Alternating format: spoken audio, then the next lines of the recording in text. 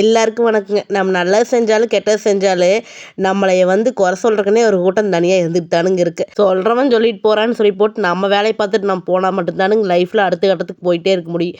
அவன் அத சொல்றான், இவன் இத சொல்றான்னு சொல்லி நம்ம நின்னோம்னா, அந்த இடத்துலயே அப்படியே நிக்க வேண்டியதுதானுங்க. அதனால யார் என்ன சொன்னாலும், நம்ம மனசுக்கு என்ன சரியோ அத பார்த்து நம்ம போயிட்டே இருக்கணுங்க. எங்க ஊர் பக்கமெல்லாம் முன்ன ஓனா கடிக்கு, பின்ன ஓனா உதைக்கும்னு ஒரு செலவாந்தரம் சொல்லுவாங்க. அது மாதிரி நாம நல்லா இருந்தாலும் பேசுவாங்க, நாம் கெட்டு போனாலும் பேசுவாங்க. அதனால அவங்களுக்கு பேசுறது மட்டும்தானுங்க வேலை. நாம அவங்களுக்கு பதில் சொல்லிட்டு இருந்தோம்னா நம்ம வாழ்க்கை பார்க்க முடியாதுங்க. இன்னுமே நிறையா பேர் நம்ம இதை பண்ணணும் அதை பண்ணணும்னு மனசில் ஆசை இருந்தாலுமே அவங்க என்ன சொல்லுவாங்க இவங்க என்ன சொல்லுவாங்கன்னு பயந்தே எல்லாமே அவங்க அவங்க திறமையை உள்ளேயே பூட்டி வச்சுருக்குறாங்க. நான் சொல்கிற ஒரே விஷயம், நமக்கு ஒரு விஷயம் பிடிச்சிருக்குதுன்னு வச்சுக்கோங்களேன், நம்ம ஃபேமிலி சப்போர்ட் மட்டும் நமக்கு இருந்தால் போதும். நாம் எவ்வளோ பெரிய விஷயத்த வேணாலும் செய்யலாம். ஏக்கர் கணக்கில் காடு தோட்டமு கோடிக்கணக்கில் பேங்க்கில் பணம் வச்சுருக்கிறதுல இல்லைங்க சந்தோஷம்.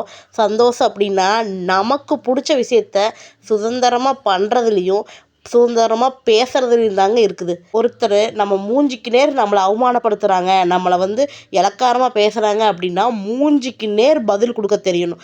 அப்படி நேருக்கு நேர் மூஞ்சில் அடித்த மாதிரி பதில் சொல்லி பழகுங்க. ஐயோ நம்ம ஏதாவது சொன்னால் அவங்க சங்கட்டமாயிரும்னு நாம் ஒதுங்கி ஒதுங்கி போக போகத்தான் அவங்க நம்மளை ஏறி ஏறி மிதிச்சுக்கிட்டே இருப்பாங்க. நம்ம உண்மையாக நல்லா இருக்கணும்னு நினச்சி நம்ம தப்பை திருத்திக்கணும்னு சொல்கிறவங்க என்ன சொன்னாலும் அடிபணிஞ்சு கேட்டுக்கலாம். நம்ம கெட்டு போகணும் அப்படின்னு நினச்சி சொல்கிறவங்கள நம்ம லைஃப்பில் கிட்ட கூட சேர்த்தக்கூடாது.